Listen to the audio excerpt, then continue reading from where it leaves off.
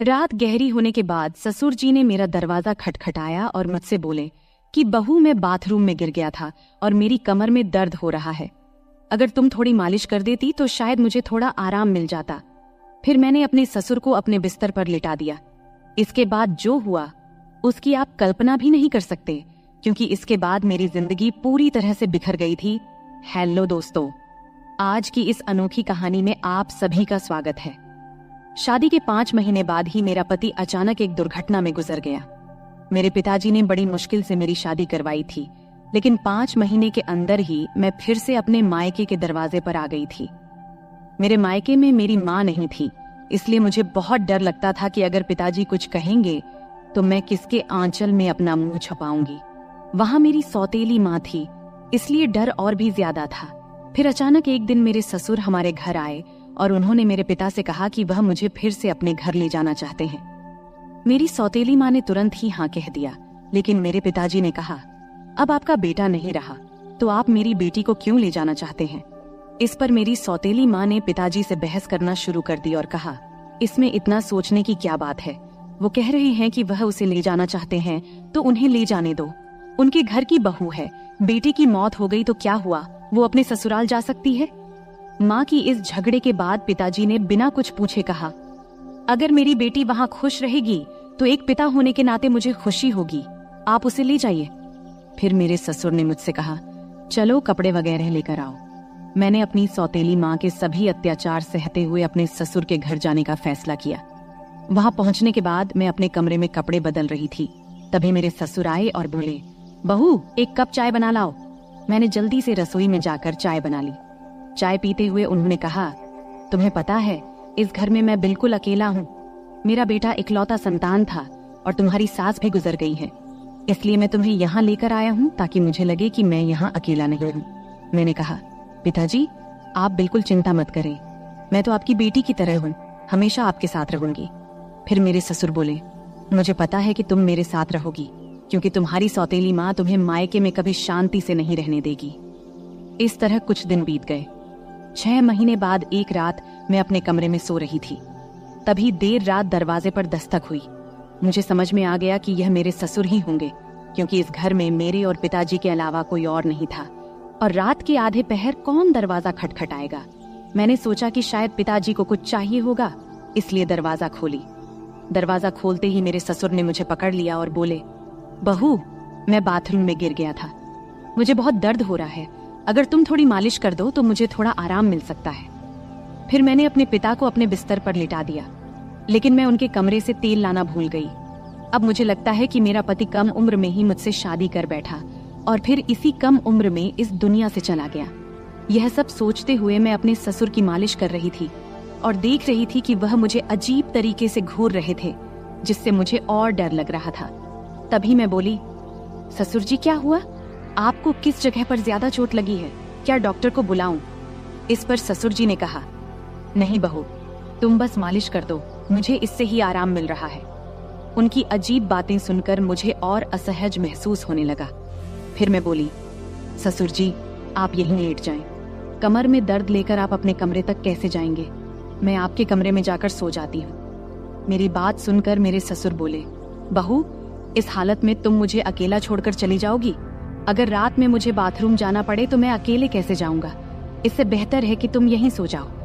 कुछ समय बाद मेरे ससुर उठकर मेरे पास आए और बोले, बहू, मैं तुमसे कुछ कहना चाहता हूँ, अगर तुम मेरी बात मान जाओ तो ही मैं कहूँगा।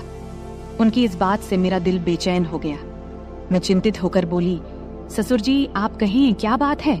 मेरे ससुर थोड़ा हंसकर बोले, आज की रात मैं तुम्हारे साथ बिताना चाहता हूँ, क्योंकि अकेले अकेले अब अच्छा नहीं लगता। मेरे बेटे के मरने के बाद मैंने सोचा कि फिर से शादी करूंगा, लेकिन फिर सोचा कि तुम्हारी सौतेली माँ तुम्हें उस घर में कभी भी शांति से नहीं रहने देगी, इसलिए मैंने तुम्हें इस घर में लाया। उनकी इस बात से मुझे बहुत असहज महसूस हुआ, लेकिन उनकी बात का विरोध करने की हिम्मत नहीं हुई। मैं अपने कमरे के सोफे पर लेट गई। मुझे नींद नहीं आ रही थी, बहुत डर लग रहा था। ससुर जी ने कहा, बहू, लगता है मैंने तुमसे कुछ गलत नहीं कहा, मैं चाहता हूं कि तुम मुझसे शादी कर लो ताकि कोई कुछ न कह सके। तभी मैं हक्का बक्का होकर बोली, ससुर जी आप यह क्या कह रहे हैं, आप मेरे ससुर हैं और ससुर से शादी कैसे हो सकती है? मेरे ससुर बोले, देखो बहू, मैं मानता हूँ कि कभी मैं तुम्हारा ससुर था, लेकिन तुम्हारे पति को मरे हुए अब 6 महीने हो चुके हैं। अब हमारे बीच ऐसा कोई रिश्ता नहीं है। मैं अकेला हूँ, तुम भी अकेली हो। हम एक दूसरे का साथ दे सकते हैं। उनकी इस बात को सुनकर मेरा मन विचलित हो गया। मैं कुछ कह नहीं पाई। एक ओर सौतेली माँ के अत्याचार, दूसरी ओर ससुर का अजीब व्यवहार। रात बीत गई और अगले दिन सुबह मैं अपने ससुर की बातों को बहुत सोची, अपनी स्थिति का विश्लेषण किया। ससुर का प्रस्ताव मुझे असंभव लग रहा था, लेकिन वास्तविकता मुझे कुछ निर्णय लेने पर मजबूर कर रही थी। फिर मुझे ख्याल आया कि मैं अपने पिताजी से जाकर बात करती हूँ, लेकिन ये सब बातें अपने खुद के पापा से करने की मुझे हिम्मत नहीं हुई, क्योंकि मुझे पता था कि पिताजी से बात करने के बाद मेरी जिंदगी में नई समस्याएं आ सकती हैं। इसलिए मैं उनके पास नहीं गई। ऐसे ही एक दिन शाम को मेरे ससुर को फिर से बात करने का मौका मिला। उन्होंने कहा, बहू, मैंने तुमसे कुछ गलत नहीं चाहा, बस चाहता हूँ कि तुम मेरे जीवन में खुशी लाओ। मैं अकेला नहीं रह सकता, तुम्हारे साथ ही मेरी जिंदगी पूरी होती है। दोबारा ससुर जी से ये सभी बातें सुन मैं अंदर से कांपने लगी और कुछ बोल न पाई। थोड़ी देर बाद ससुर जी खुद ही बाहर चले गए। ऐसे ही मुझे ससुराल में और कुछ महीने बिताने के बाद मेरे ससुर और मेरे बीच एक अजीब सा संबंध बनता चला गया। पति की मौत के बाद मैंने सोचा था कि मैं अब इस दुनिया में बिल्कुल अकेली हो गई हूँ, लेकिन मेरे ससुर ने मेरे प्रति जो भावनाएं जाहिर की थी, उन्होंने मेरे जीवन को एक नई दिशा में मोड़ दिया। उनके शब्दों ने मुझे भीतर तक झकझोर कर रख दिया था। जब भी मैं सोने को जाती, उनके बातें मुझे परेशान करने लगती। वह कहते थे कि मेरे साथ रहने से उन्हें अपने अकेलेपन का एहसास नहीं होता और वह चाहते थे कि हम दोनों एक नई जिंदगी की शुरुआत करें। उस रात की बातचीत के बाद मैंने खुद को बहुत असमंजस में पाया। मन में कई सवाल उठ रहे थे। क्या यह सही है? क्या यह समाज के नियमों के खिलाफ नहीं जाएगा? लेकिन कहीं न कहीं मेरे दिल में यह बात भी थी कि शायद मेरे ससुर सच में अकेलेपन से जूझ रहे हैं। मैंने बहुत सोच विचार करने के बाद उनसे बात करने का फैसला किया। एक रात जब घर अड़ोस पड़ोस के सभी लोग सो चुके थे, तब मैं ससुर के कमरे का दरवाजा खटखटाई। उन्होंने दरवाजा खोला और मुझे देखकर थोड़ा हैरान हुए। मैं अंदर गई और बोली, ससुर जी, मैं आपसे कुछ महत्वपूर्ण बात करना चाहती हूँ। उन्होंने मुझे बैठने का इशारा किया और गंभीरता से बोले, क्या हुआ बहू, तुम इतनी रात गए क्यों आई हो? मैंने थोड़ी हिम्मत जुटाते हुए बोली, ससुर जी, मैंने आपके प्रस्ताव के बारे में बहुत सोचा है।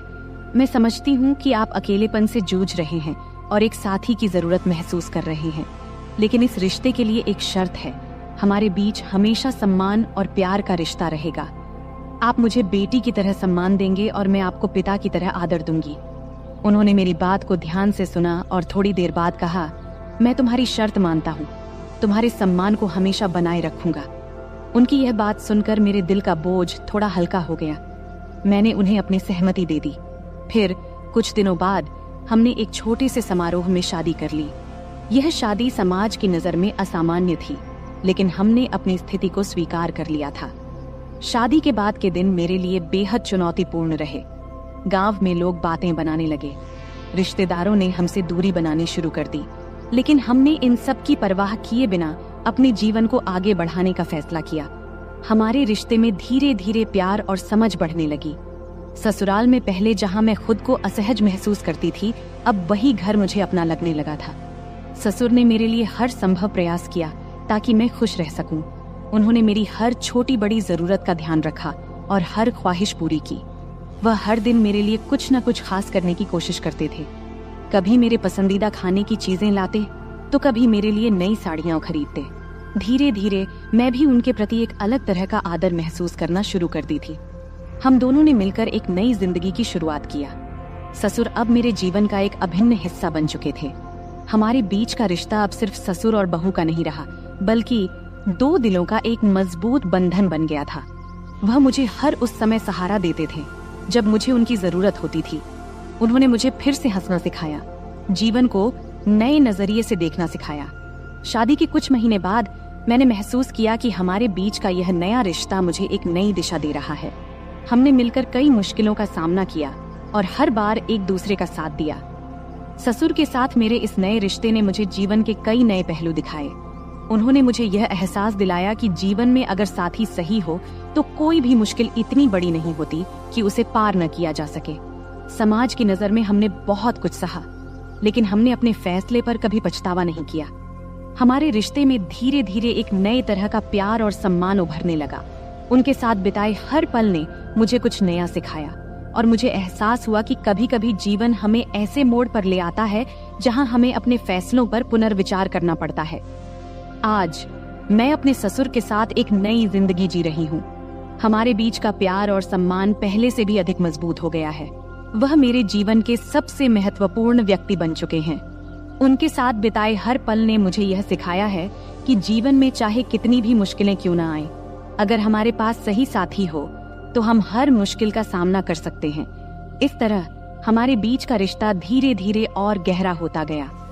उनके साथ बिताए हर पल ने मुझे यह सिखाया कि जीवन को कैसे नए सिरे से जिया जाए। हमने मिलकर अपने जीवन की हर चुनौती का सामना किया और हर बार जीत हासिल की। अब हमारे बीच का यह नया रिश्ता मुझे एक नई जिंदगी के सपने दिखाने लगा है। तो दोस्तों, ये थी हमारी आज की छोटी सी कहानी। आपको ये कहानी कैसी लगी? कमेंट करके जरूर बताएं। अगर आपको ये कहानी पसंद आई हो तो इसे लाइक करें और अपने दोस्तों के साथ शेयर करें। आगे भी ऐसी ही रोमांचक कहानियों के लिए हमारे चैनल को सब्सक्राइब करें और बेल आइकन दबाना न भूलें ताकि आप हमारी कोई भी कहानी मिस न करें। धन्यवाद।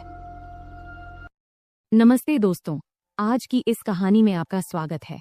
मेरा नाम सुमन है और मेरी उम्र 23 साल है। मैं दिखने में काफी सुंदर हूँ। मैं अपनी शरीर की बनावट से दिखने में थोड़ी बड़ी लगती हूँ।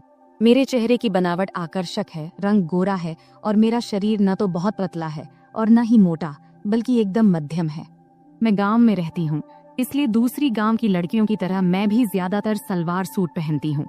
मैंने केवल 10वीं क्लास तक पढ़ाई की है और उसके बाद से घर पर ही रहती हूँ। बाहर से मुझे बहुत ही सीधी सादी और साधारण लड़की समझा जाता था। मैं इतनी होशियार या चालाक भी नहीं थी। लेकिन सच कहूं तो मेरी जिंदगी में कुछ ऐसे दिन आए जब मैंने अपनी हदों को पार कर लिया। तब जिंदगी ने मुझे कुछ ऐसी सीख दी जो मैंने कभी सोची भी नहीं थी। बहुत पहले की बात है, मैं एक ऐसे अनुभव से गुजरी जिसने मेरे दिल दिमाग पर गहरी छाप छोड़ दी। उस समय मेरी मुलाकात गौरव भैया से हुई। मेरे जीवन में उस वक्त बहुत अकेलापन था, लेकिन गौरव भैया के साथ समय बिताना मुझे अच्छा लगने लगा। वो हमेशा मेरे प्रति बहुत केयरिंग रहते थे और उनकी मौजूदगी से मेरा मन हल्का हो जाता था। शुरुआत में जब मैं उनके साथ समय बिताती थी तो शरीर में एक अलग सा दबाव महसूस होता था, जैसे मुझे आराम की जरूरत हो। लेकिन धीरे धीरे सब कुछ सामान्य होने लगा। हमारे बीच ऐसा रूटीन बन गया कि जैसे ही मौका मिलता हम दोनों एक दूसरे के साथ वक्त बिताने के लिए बेताब हो जाते। हालांकि जब घर में और लोग होते तो हमें थोड़ा डर भी लगता कि कहीं कोई हमें देख न ले। लेकिन किसी को भी हम पर शक नहीं होता था, क्योंकि गौरव भैया मुझे हमेशा दीदी कहकर बुलाते थे। वैसे भी मैं उम्र में उनसे 3 साल बड़ी थी। उस वक्त सर्दियों का मौसम था और सभी अपने अपने कमरों में रहते थे। रात को सब जल्दी ही अपने अपने कमरों में सोने चले जाते थे। तब मैं और गौरव भैया अलग अलग कमरों में सोते थे। एक दिन रात को जब मैं दरवाजा बंद करके सो रही थी, तब एक ऐसी घटना घटी जिसने मेरी जिंदगी में एक नया अनुभव जोड़ा। घटना ये घाटी की, हमारे घर की एक सदस्य, मेरी मामी, काफी ज्यादा बीमार हो गई थी। इस वजह से मेरी माँ और मैं मामी को देखने उनके घर गए। तब हमें छोड़ने के लिए गौरव भैया गाड़ी लेकर आए थे। उन्होंने जब पहली बार मुझे देखा तो बोले, आप तो काफी बड़ी हो गई हो दीदी। तब मैं थोड़ा मुस्कुराई। उसके बाद जब गाड़ी में हम मामी के घर जा रहे थे तो उस वक्त रहते में ही शाम के 6 बज गए थे। तब हमें घर पहुंचने में देरी हो गई थी, इसलिए रास्ते में थोड़ा अंधेरा हो गया था। ठंड के दिन था तो 6 बजे ही अंधेरा हो जाता था। जब हम घर पहुंचे तो देखे कि मामा रसोई में खाना बना रहे थे और मामी बिस्तर पर लेटी हुई थी। तब मेरी माँ रसोई में गई और मामा से कहने लगी, जब इतनी परेशानी हो रही थी तो मुझे पहले ही बता देते, इतनी तकलीफ उठाने की क्या जरूरत थी। फिर माँ खाना बनाने में लग गई और मैं मामी के पास बैठ गई। मामी मुझे देखकर खुश हुई, लेकिन उनकी हालत काफी खराब लग रही थी। थोड़ी देर बाद मेरी माँ ने मामी को खाना दिया और अपने हाथों से खिलाया। उसी समय गौरव भैया ने मुझे आवाज दिया। तब मैं उनकी तरफ देखी और पूछी, क्या हुआ भैया? वो मेरी तरफ ही देख रहे थे, जैसे कुछ कहना चाहते हों। उनकी बातों ने बाद में मुझे एक नया अनुभव दिया। रात को जब खाने का वक्त हुआ तो मैं कमरे में गई। जहां गौरव भैया खाना खा रहे थे। उन्होंने मुझे देखते ही कहा, दीदी आइए साथ में खाना खाते हैं। मैंने मना करते हुए कहा, नहीं भैया आप पहले खाइए, मैं बाद में खा लूंगी। लेकिन उन्होंने जोर देकर मुझे बैठा लिया। मैं भी भूखी थी, इसलिए ज्यादा ना नुकुर नहीं की और हम दोनों ने साथ बैठकर खाना खाने लगी। तब हम दोनों ने बहुत मजे से खाना खाया, क्योंकि खाना हम साथ लेकर आए थे। खाना खत्म होने के बाद मैं अपनी माँ के कमरे में सोने के लिए जाने लगी। तभी गौरव भैया ने कहा, दीदी अगर आपको बुरा ना लगे तो आप यहीं मेरे कमरे में सो जाइए। उनकी ये बात सुनकर मैं हैरान रह गई और मैंने कहा, नहीं भैया मैं माँ के साथ सोऊंगी। लेकिन तब बार बार वे मुझसे विनती करने लगे। आखिरकार मैं मान गई। ठीक है मैं यहाँ सो जाऊंगी, लेकिन पहले मम्मी को बता देना चाहती हूँ कि मैं आपके कमरे में सोऊंगी। इस पर गौरव भैया खुद जाकर मम्मी को बताए कि मैं उनके कमरे में सो रही हूँ। इधर मैंने अपने सलवार कुर्ते बदल लिए, क्योंकि मेरे कपड़े थोड़े ज्यादा टाइट थे। जब गौरव भैया ने मुझे नए कपड़ों में देखा तो मुस्कुराते हुए बोले, दीदी आप इस ड्रेस में कमाल की लग रही हैं, आप इतनी खूबसूरत क्यों हैं? तब मैंने कुछ नहीं कहा, बस मुस्कुराकर बात बदल दी। फिर मैंने चादर ओढ़ ली और बिस्तर पर बैठ गई। गौरव भैया भी अपने सोने का इंतजाम नीचे फर्श पर करने लगे। तब मैंने कहा, भैया बिस्तर पर ही सो जाओ, यहाँ काफी जगह है। मेरे कहते ही गौरव भैया भी चादर ओढ़कर मेरे पास बैठ गए। गौरव भैया बहुत हंसमुख और मजाकिया इंसान थे। उन्होंने मजेदार बातें करके मुझे काफी देर तक हंसाया। बात करते करते कब रात के 12 बज गए पता ही नहीं चला और न जाने कब मैं सो गई। सुबह जब मेरी नींद खुली तो मैंने देखा कि गौरव भैया मेरे बालों से खेल रहे हैं। मुझे जागते देख वो मुस्कुराते हुए बोले, गुड मॉर्निंग दीदी, कैसी हो? मैं भी मुस्कुराते हुए बोली, बहुत बढ़िया भैया। फिर हम दोनों चादर के अंदर बैठकर बातें करने लगे। तभी उसी वक्त मम्मी हमारे लिए गर्मा गर्म चाय लेकर आईं। सुबह बहुत ठंडी थी, इसलिए चादर में बैठकर चाय पीना अच्छा लग रहा था। गौरव भैया बार बार मेरी तरफ देख रहे थे। मैंने मुस्कुराते हुए पूछा, क्या है भाई, ऐसे क्यों देख रहे हो? वो मजाक करते हुए बोले, आपकी आंखें बहुत बड़ी और खूबसूरत हैं। सच कहूं दीदी, आपकी आंखों में देखने से मन खुश हो जाता है। तब मैं मस्ती में बोली, सुबह जब मैं सो रही थी तब क्या कर रहे थे? तब वो हल्का सा मुस्कुराए और बोले, कुछ नहीं दीदी, आपके बाल ठीक कर रहा था। गौरव भैया दिखने में काफी सुंदर थे। उनके चेहरे पर अभी दाढ़ी मूंछ भी नहीं आई थी और चेहरा बहुत साफ था। मेरी तुलना में उनकी हाइट थोड़ी सी कम थी, लेकिन उनकी कुछ हरकतें मुझे कभी कभी हैरान कर देती थीं। सुबह का वक्त थोड़ा व्यस्त था। मम्मी घर के कामों में व्यस्त थीं और मामू काम पर जाने के लिए तैयार हो रहे थे। तब मैं भी मम्मी की मदद करने लगी। इतने में मामू खाना पैक करके काम पर निकल गए। मेरी रोज सुबह नहाने की आदत थी, इसलिए रोज की तरह मैं नहाने के लिए बाथरूम की ओर गई। मुझे नहीं पता था कि गौरव भैया भी उसी वक्त नहाते हैं। जैसे ही मैंने बाथरूम का दरवाजा खोला तो मैं शर्म से लाल हो गई और तेजी से अपने कमरे में भाग आई। गौरव भैया उस वक्त नहा रहे थे। उनके चेहरे पर साबुन लगा था, इसलिए उन्होंने मुझे देखा भी नहीं। लेकिन मैं इतनी ज्यादा शर्मिंदा हो गई कि वह दृश्य बार बार मेरे दिमाग में घूमने लगा। कमरे में बैठकर मैं अपनी ही सोच में खो गई और हल्के हल्के हंसने लगी। इतने में गौरव भैया नहाकर कमरे में आए। मुझे अकेले हंसते हुए देखकर उन्होंने मजाक में कहा, क्या बात है दीदी, आज तो बहुत खुश लग रही हो। उनकी बात सुनकर मैं थोड़ा चुप हो गई और बोली, नहीं भाई, ऐसा कुछ नहीं है, बस यूं ही हंस रही थी। गौरव भैया ने मोबाइल चलाते हुए पास आकर बैठ गए और बोले, सच सच बताओ दीदी, क्या सोच रही थी जो इतनी हंसी आ रही थी? तब मैंने हंसते हुए कहा, नहीं भाई, कुछ भी खास नहीं। लेकिन गौरव भैया जिद करने लगे, नहीं दीदी बताओ ना, नहीं बताओगी तो मैं गलत ही समझ लूंगा।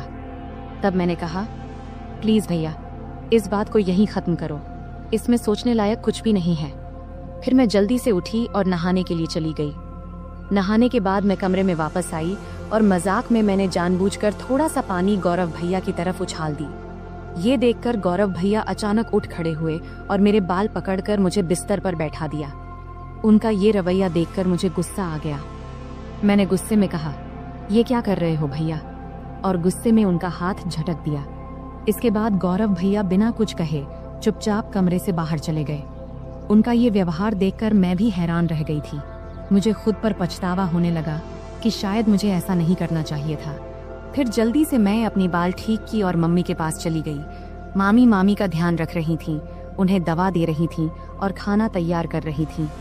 तभी मामी ने मुझसे कहा, जाकर गौरव को बुला ला, उसे गरम गरम खाना खा लेने को बोल दे, वरना ठंडा हो जाएगा। मुझे पता था कि गौरव भैया मुझसे नाराज है। जब मैं उन्हें बुलाने गई तो देखा कि वो छत पर बैठे फोन देख रहे हैं। मैंने आवाज लगाई, भैया नीचे आओ, मम्मी बुला रही हैं, खाना खा लो। लेकिन उन्होंने कोई जवाब नहीं दिया। तब मैं और पास गई और कहा, प्लीज भैया मुझसे नाराज मत हो, मुझसे गलती हो गई, मैं माफी मांगती हूँ। तब भी वो मेरी तरफ देखा भी नहीं और फोन देखते रहे। तब मैंने उनके हाथ को पकड़कर कहा, भैया गलती सिर्फ मेरी नहीं थी, तुमने भी तो मेरे बाल खींचे थे, इसलिए मुझे गुस्सा आ गया था, अब इतना नाराज मत हो। तब मेरी आंखों में आंसू आ गए और मैंने रोते हुए कहा, भैया प्लीज इतना गुस्सा मत करो, अगर मेरी गलती है तो मुझे एक नहीं 2 चांटे मार दो, लेकिन ऐसे चुप मत रहो। मुझे रोता देख गौरव भाई का गुस्सा थोड़ा ठंडा हो गया। उन्होंने धीरे से कहा, ठीक है, रो मत, लेकिन तुम्हें मुझ पर हाथ नहीं उठाना चाहिए था। खैर छोड़ो, चलो खाना खा लेते हैं। तब मैंने कहा, पहले ये तो कहो कि तुमने मुझे माफ कर दिया है। तब वो हंसकर बोले, अरे बहुत हो गया, अब चुप हो जाओ, वरना मुझे और ज्यादा माफिया मांगनी पड़ेंगी। फिर हम दोनों नीचे गए और खाना खाने बैठे। मम्मी और मामी पहले ही खा चुकी थी। मम्मी रसोई का काम खत्म कर रही थी। खाने के बाद मैं मामी के पास बैठ गई और उनके साथ बातचीत करने लगी। मामी की तबीयत का हालचाल लेने लगी। इसी बीच मम्मी ने कहा, हम दोनों पास के घर में मिलने जा रहे हैं, तुम और गौरव यहीं रहो। मैंने गौरव से कह दिया है कि कहीं बाहर न जाए, हम जल्दी लौट आएंगे। फिर मम्मी और मामी बाहर चली गईं और मैं मामी का कमरा साफ करने लगी। तभी गौरव भैया मस्ती करते हुए आ गए। मैंने उनसे कहा, भैया प्लीज मेरे लिए कुछ ला दो। उन्होंने मुस्कुराकर कहा, बोलो दीदी क्या चाहिए। मैंने कहा, मेरे लिए चॉकलेट ले आओ, मुझे बहुत पसंद है। गौरव भैया हंसते हुए बोले, ठीक है, तुम कमरे की सफाई करो, मैं चॉकलेट लेकर आता हूँ। गौरव भैया चॉकलेट लेने चले गए और मैं कमरे की सफाई करने लगी। जब मैंने मामी की अलमारी खोली तो वहाँ मेकअप का सामान रखा देखी। सजने संवरने का मेरा भी बहुत शौक था, तो मैंने मामी का मेकअप इस्तेमाल करना शुरू कर दिया। फिर मैंने मामी के झुमके और गहने पहन लिए और अलमारी से लाल साड़ी निकाल ली। जब गौरव भैया चॉकलेट लेकर वापस आए तब मैं पूरी तरह से सज धज कर नई दुल्हन की तरह तैयार हो चुकी थी। तब मैंने बाल खोल रखे थे, लिपस्टिक लगा रखी थी और हाथों में चूड़ियां भी पहन ली थीं। जैसे ही वे कमरे में दाखिल हुए, मुझे इस रूप में देखकर हैरान रह गए। उनके मुंह से बस यही निकला, दीदी आप तो शानदार लग रही हैं। फिर मैंने उनसे चॉकलेट ली और बिस्तर पर बैठकर खाने लगी। गौरव भैया भी पास में बैठ गए और तब उनकी नजरें मुझसे हट नहीं रही थीं। तब मैंने कहा, भैया इतना मत देखो, मुझे असहज लग रहा है। गौरव भैया हंसकर बोले, क्या करूं दीदी, आप पर से नजर हट ही नहीं रही, आप साड़ी में इतनी सुंदर लग रही हो, मानो कोई परी हो। फिर मजाक में बोले, मन कर रहा है कि आपको अपनी दुल्हन बना लूं। मैं समझ रही थी कि उस वक्त उनके मन में क्या चल रहा था, पर मैंने हल्की हंसी के साथ बात को दूसरी ओर मोड़ दिया। मैंने मजाक में कहा, तो फिर रुक क्यों गए, बताओ मुझे पत्नी बनाकर क्या करोगे। तब गौरव भैया थोड़ा हंसकर बोले, रहने दो दीदी, मुझे पता है तुम जानबूझकर ये पूछ रही हो। तब मैंने कहा, तो क्या तुम अपनी दीदी का फायदा उठाना चाहते हो, अगर मम्मी को पता चल गया तो क्या होगा। तब गौरव भैया बोले, दीदी इतनी चिंता मत करो, हम तो घर में ही हैं और किसी को पता भी नहीं चलेगा, तुम बस एक बार हाँ कह दो, मैं सब संभाल लूंगा। तब मैंने मुस्कुराते हुए कहा, तो पहले बताओ तुम ये सब साड़ी देखकर कह रहे हो या पहले से ऐसा सोच रहे थे। गौरव भैया हंसकर बोले, सच कहूं तो जब से तुम आई हो तभी से ऐसा लग रहा है, अगर तुम एक बार मान जाओ तो सब आसान हो जाएगा। तब मैंने मजाक में कहा, ठीक है, जब तुम चाहो मैं तुम्हारी बात मानूंगी, लेकिन तुम्हें अपनी जिम्मेदारी ठीक से निभानी होगी। इस पर भैया बहुत खुश होकर बोले, थैंक्स दीदी, मुझे पता था तुम मुझे ना नहीं कहोगी, तुम सच में सबसे अच्छी हो। मैंने कहा, रुको, इतनी तारीफ करने की जरूरत नहीं है और शाम को मेरे लिए और भी चॉकलेट लाना मत भूलना। तब गौरव भैया ने कहा, ठीक है दीदी, 1 मिनट रुको, मैं आता हूँ। जब वह बाहर चले गए तो मुझे थोड़ी असुविधा महसूस हुई। जब वह वापस आए तो मैंने कहा, गौरव भैया इस वक्त मुझे थोड़ी परेशानी हो रही है, शाम को इस बारे में बात करेंगे। लेकिन गौरव भैया मेरी बात मानने को तैयार नहीं थे। उन्होंने शांत स्वर में कहा, दीदी, इतनी चिंता क्यों कर रही हो? डरने की कोई बात नहीं है, सब ठीक हो जाएगा। अगर तुम्हें असुविधा हो रही है तो आंखें बंद कर लो। तब मैंने आंखें बंद कर लीं और गौरव भैया मुझे तभी उसी पल दरवाजे पर अचानक दस्तक हुई, जिससे हम दोनों डर गए। कुछ समय बाद बाहर से मम्मी की आवाज आई, कोई है कमरे में? तब मैं तुरंत बिस्तर से उठ गई, क्योंकि मैं साड़ी में पूरी तरह सज धज कर तैयार थी। ऊपर से मामी के कमरे में थी। गौरव भैया का मूड भी खराब हो गया था, लेकिन उनके चेहरे को देखकर मुझे अंदर से हंसी आ रही थी। मैंने तुरंत गौरव भैया को कमरे से बाहर कर दिया और खुद भी साड़ी उतारकर सामान्य कपड़े पहन ली। फिर कमरे की सफाई करने लगी। इस बीच मम्मी ने मामी को बरामदे में बिठाया और सीधे रसोई में जाकर चाय बनाने लगी। तब मैं जल्दी जल्दी कमरे की सफाई करने लगी। बाद में हम सबने मिलकर चाय पी। चाय पीने के बाद मम्मी काम में लग गईं और मैं बरामदे में लेट गई।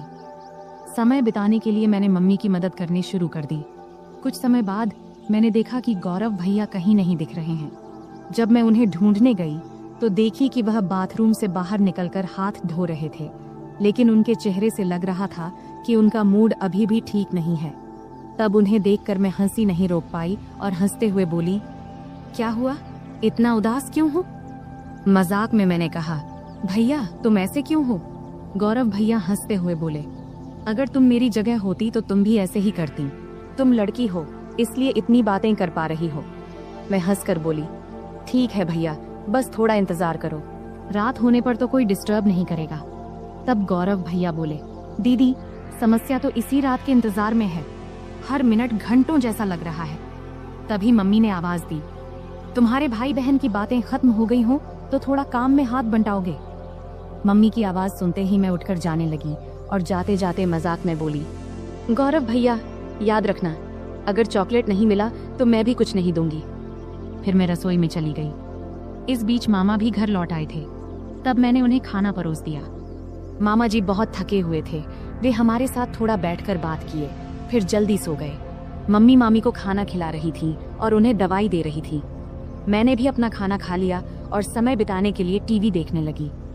सर्दी का मौसम होने के कारण हम जल्दी बिस्तर में चले गए, लेकिन मम्मी अभी भी अपने काम में लगी हुई थी। तब मैं मामी के कमरे में चली गई और बैठकर फोन में व्यस्त हो गई।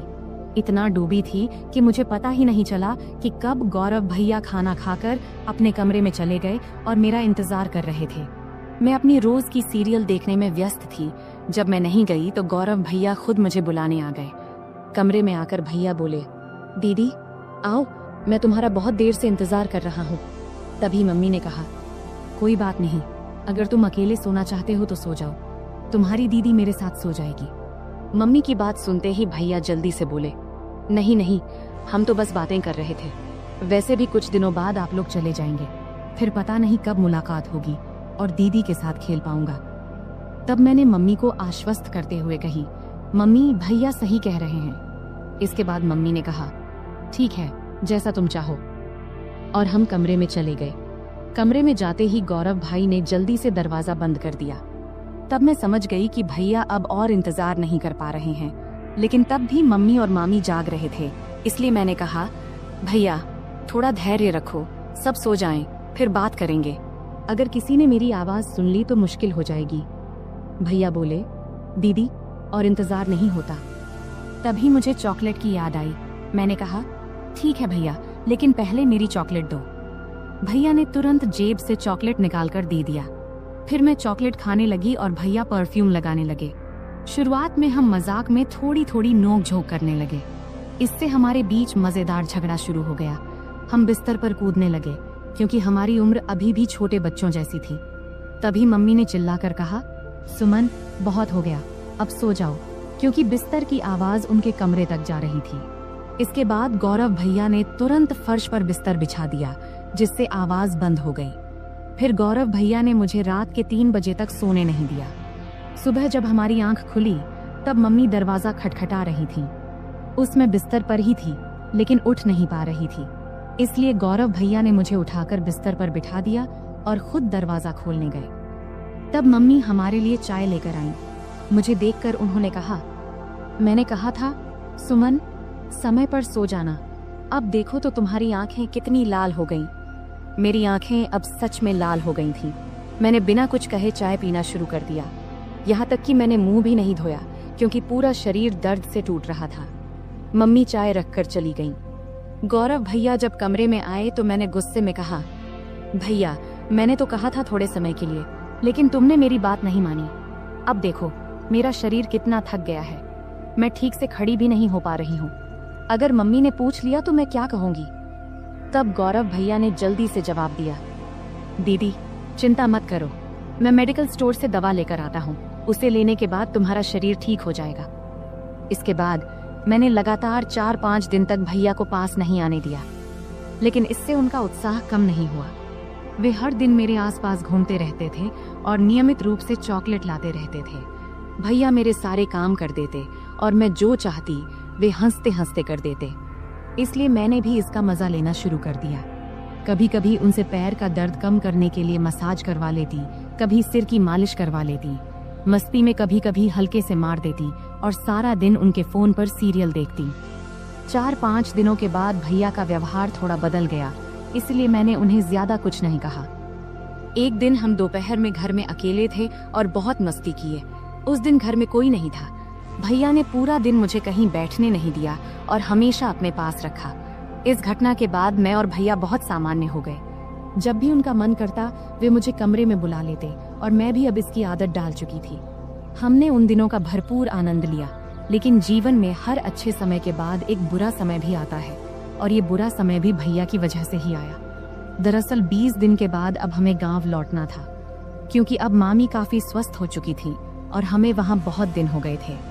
तब मम्मी ने अचानक वापसी का फैसला किया और उन्होंने पापा को कुछ भी नहीं बताया। जब मैंने और भैया ने ये सुना तो हमें बिल्कुल अच्छा नहीं लगा। तब भैया बोले, दीदी जाने से पहले आखिरी बार थोड़ा समय दे दो, कौन जाने फिर कब मिलेंगे। तब अंदर से मैं भी तैयार थी, लेकिन उस दिन घर में सभी लोग थे, यहाँ तक कि मामा भी आज घर पर ही थे। तब मामा मम्मी से बोले, दीदी आज रुक जाओ, मैं कल तुझे बस स्टैंड तक छोड़ दूंगा। ये सुनते ही मुझे थोड़ी खुशी हुई, क्योंकि एक रात हमारे पास थी। तब आखिरकार मम्मी भी मान गई। फिर हम बहुत ही बेसब्री से रात का इंतजार करने लगे। जब रात हुई तो जल्दी से खाना खा के हम अपने कमरे में चले गए। तब हम इतने असावधान हो गए थे कि दरवाजा भी ठीक से बंद नहीं किया था। तब थोड़ी ही देर में अचानक मामा ने आकर हमें उस स्थिति में देख लिया।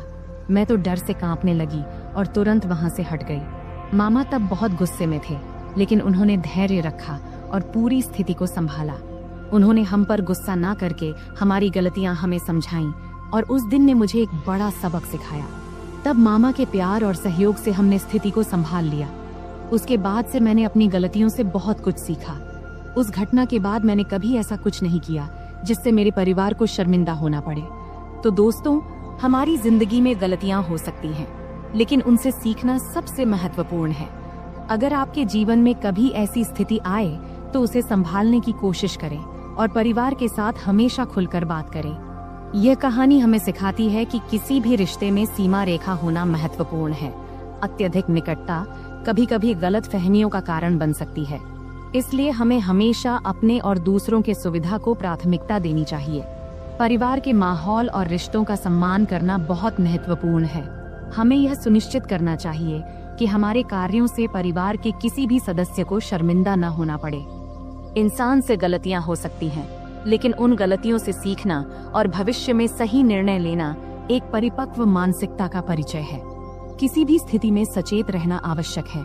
दरवाजा बंद न करने की घटना एक छोटी गलती थी, लेकिन इसने बड़ी समस्या खड़ी कर दी।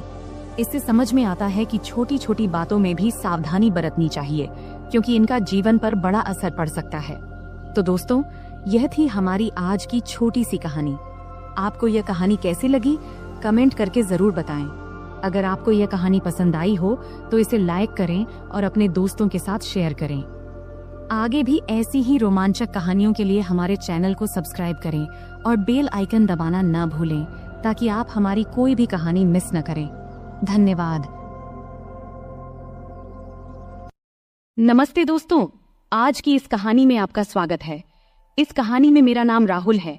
मैं उत्तर प्रदेश के एक छोटे से शहर अंबेडकर नगर में रहता हूँ। वहीं मैं और मेरा परिवार रहता है।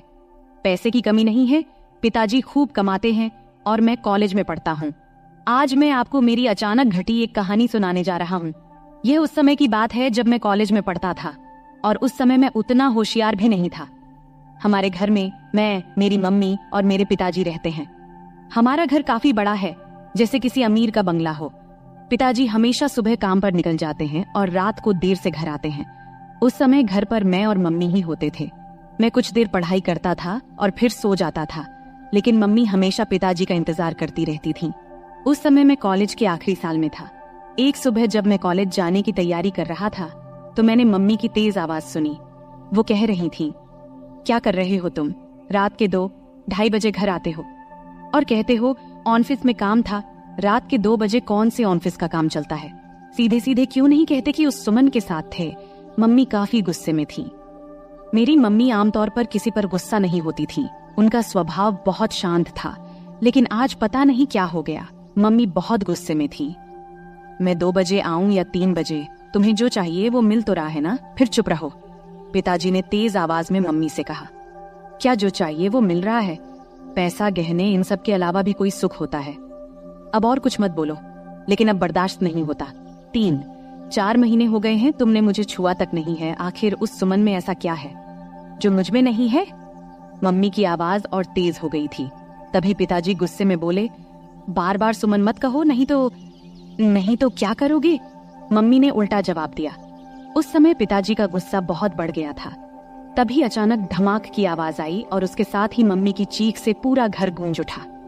मैं तुरंत अपने कमरे से भागकर उनके बेडरूम की ओर गया। जो दृश्य मैंने देखा उसे देखकर मैं सन्न रह गया। पिताजी मम्मी को बेल्ट से मार रहे थे। मम्मी दर्द से चीख रही थी, लेकिन पिताजी रुकने का नाम नहीं ले रहे थे। मैंने बिना कुछ सोचे समझे मम्मी के ऊपर छलांग लगा दिया ताकि उन्हें बचा सकूं, लेकिन पिताजी अभी भी नहीं रुके। जैसे ही मुझे भी 2-4 फटकारें लगी, पापा रुक गए और तिलमिलाते हुए मेरी ओर गुस्से में देखने लगे और फिर घर से बाहर चले गए। फिर मैंने मम्मी की ओर देखा। मम्मी की आंखों से आंसुओं की धारा बह रही थी। मैंने मम्मी को सहारा देकर उठाया। उठते समय मम्मी कराह उठी। मैंने उन्हें बेड पर बैठाया। तब तक उनके हाथ और पीठ पर लाल निशान पड़ गए थे। ये देखकर मुझे पापा पर बहुत गुस्सा आया। कोई इंसान इतना निर्दयी कैसे हो सकता है? कोई अपनी ही पत्नी को ऐसे मारता है भला? फिर मैं जल्दी से किचन में गया, एक कटोरी में तेल और हल्दी मिलाई और मम्मी के पास ले आया। मुझे भी अपनी पीठ पर लगे 2-4 फटकारों की चोट महसूस हो रही थी। मम्मी सुशक सुशक कर रो रही थी। फिर मैंने मम्मी के हाथ और पीठ पर तेल हल्दी का मिश्रण लगाना शुरू किया, जहां उन्हें मार पड़ी थी। कुछ जगहों पर हल्का खून भी आ गया था। मिश्रण लगाने के बाद मैंने कटोरी को एक ओर रख दिया और मम्मी के पास बैठ गया। मम्मी ने मुझे देखा और तुरंत मुझे गले से लगा लिया। फिर वह मेरी गर्दन में सिर छिपाकर जोर जोर से रोने लगी।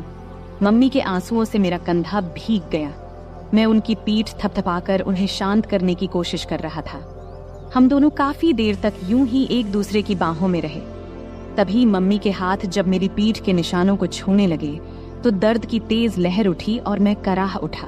मम्मी को जैसे ही इसका एहसास हुआ वो तुरंत मुझसे दूर हट गई।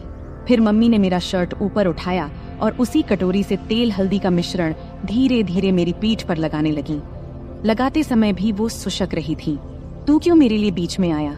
बेवजह तुझे मार पड़ी, मम्मी ने ऐसा कहा। फिर मैंने उनसे कहा, मम्मी, तुम्हारे लिए अगर मेरी जान भी चली जाती तो मुझे कोई दुख नहीं होता, लेकिन उन्होंने तुम्हें क्यों मारा? जब मैंने यह पूछा तब मम्मी मेरी ओर देखते हुए बोली, तुझे बताऊं या ना बताऊं ऐसा सोच रही हूँ। छोड़, पर अब तुझे ये सब जान लेना चाहिए। पिछले 2 साल से तुम्हारे पापा ऑफिस की एक लड़की के चक्कर में हैं। रात को देर से आते हैं और मेरा तो जैसे कोई अस्तित्व ही नहीं है उनके लिए। और मुझे ये बताते हुए भी शर्म आ रही है कि पिछले कई महीनों से उन्होंने मुझे छुआ तक नहीं है। कई बार तो मन करता है कि अपनी जान दे दूं, पर मेरे बाद तेरा क्या होगा, ये सोचकर मैंने ऐसा कदम नहीं उठाया। पर सच में अब इस जिंदगी से थक चुकी हूँ। अब मैंने तय कर लिया है, एक ही घर में रहूंगी, लेकिन उनसे कोई भी संबंध नहीं रखूंगी। मम्मी की ये बातें सुनकर मैं सोच में पड़ गया। इतनी खूबसूरत, सुशिक्षित और समझदार मम्मी होने के बावजूद पापा किसी दूसरी औरत के चक्कर में कैसे पड़ गए? मन ही मन मैंने पापा के इस कर्म को दोषी ठहराया। मम्मी वाकई बहुत सुंदर थी। सुंदर चेहरा, नाजुक नाक, गुलाबी होंठ, 5.5 फुट की ऊंचाई, गोरा रंग। वो एकदम किसी चित्र में बनाई गई देवी की तरह दिखती थी। फिर भी पिताजी को उनकी सुंदरता क्यों नहीं दिखती देती थी। उस दिन के बाद से मम्मी ने पापा से बात करना बंद कर दिया। वो मेरे कमरे में मेरे पास ही सोने लगी। पापा महीने में घर का सारा सामान भरवा देते थे और टीवी के पास वाली दराज में 5 से 7 हजार रुपये रख जाते थे।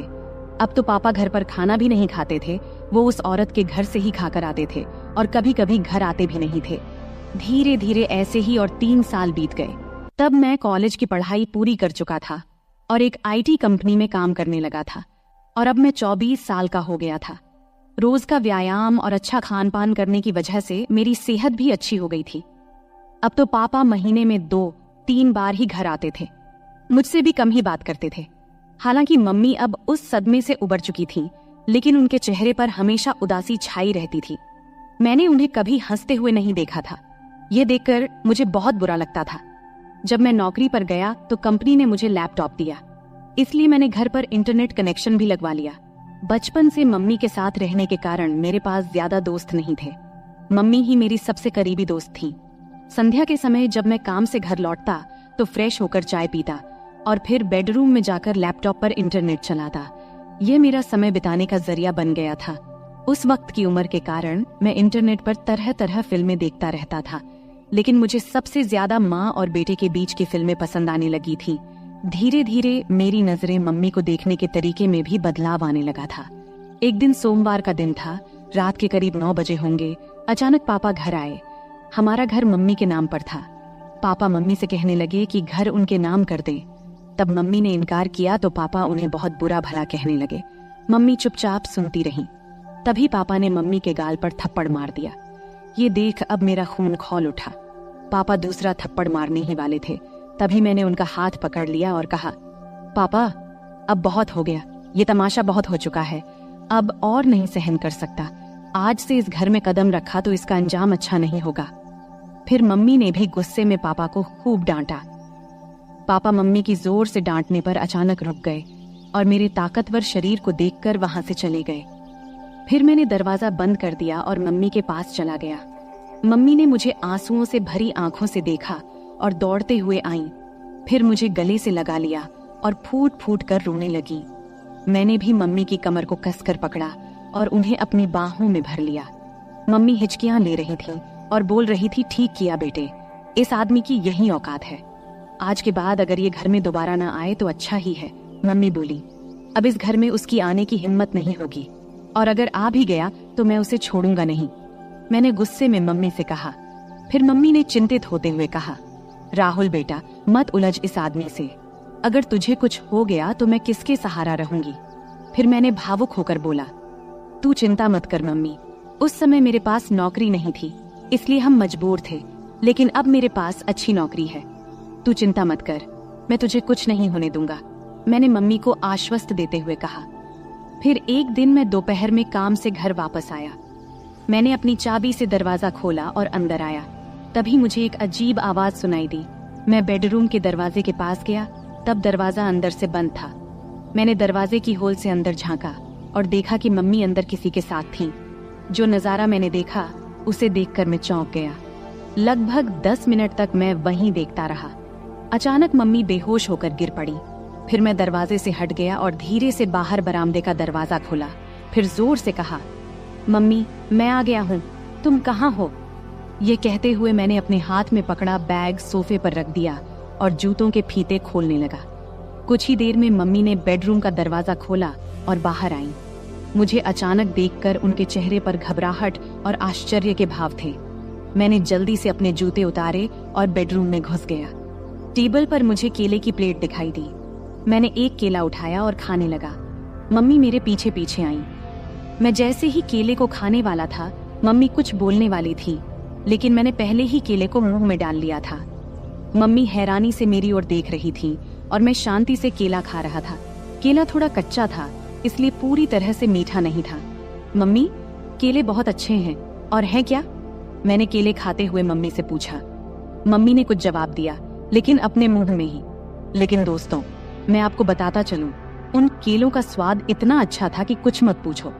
केले खाने के बाद मैं बाथरूम में जाकर फ्रेश हो गया और फिर कमरे में जाकर लैपटॉप खोल लिया। फिर मैं एक रोमांटिक मूवी देखने लगा। फिर रात के खाने के बाद मैं बेडरूम में सोने चला गया। थोड़ी देर में मम्मी भी सब काम निपटाकर सोने आईं।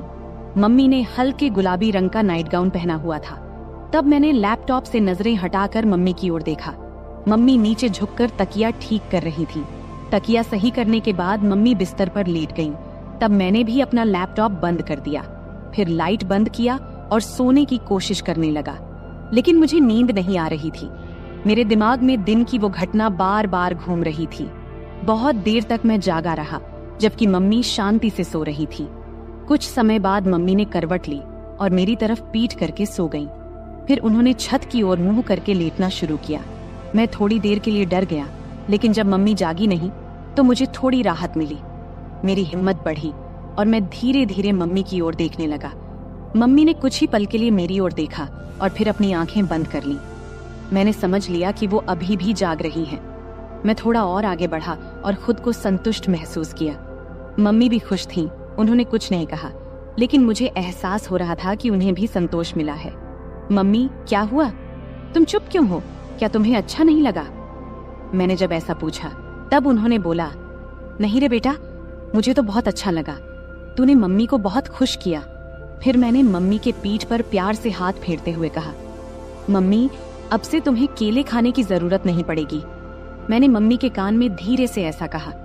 तब मम्मी बोल उठी, बेटा, तुझे ये कैसे पता चला?